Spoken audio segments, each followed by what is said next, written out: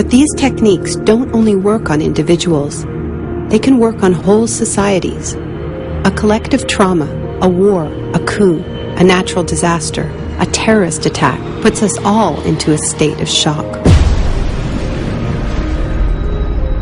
And in the aftermath, like the prisoner in the interrogation chamber, we too become childlike, more inclined to follow leaders who claim to protect us.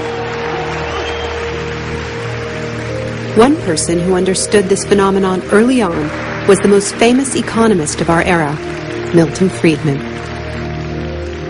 Friedman believed in a radical vision of society in which profit and the market drive every aspect of life, from schools to healthcare, even the army. He called for abolishing all trade protections, deregulating all prices, and eviscerating government services. These ideas have always been tremendously unpopular, and understandably so. They cause waves of unemployment, send prices soaring, and make life more precarious for millions.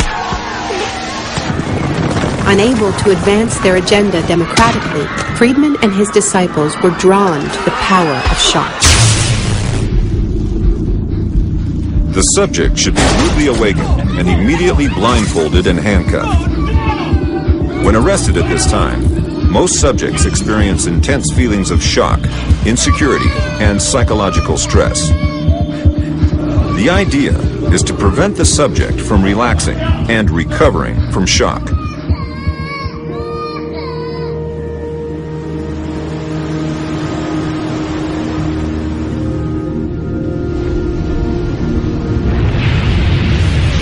Friedman understood that just as prisoners are softened up for interrogation by the shock of their capture, massive disasters could serve to soften us up for his radical free market crusade.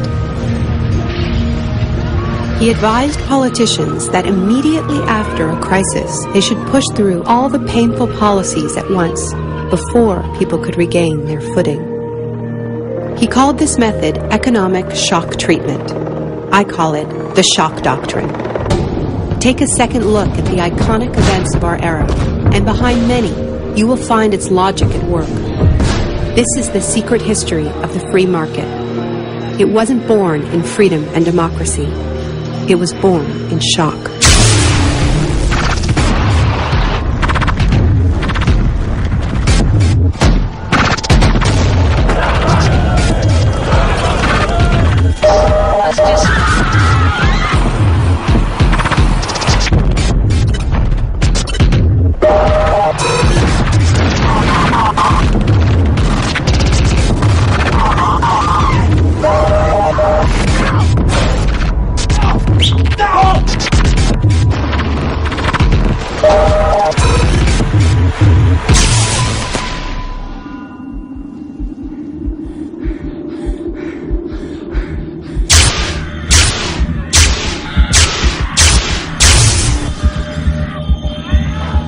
Isolation, both physical and psychological, must be maintained from the moment of apprehension.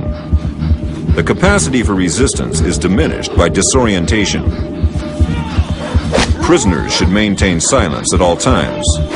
They should never be allowed to speak to each other.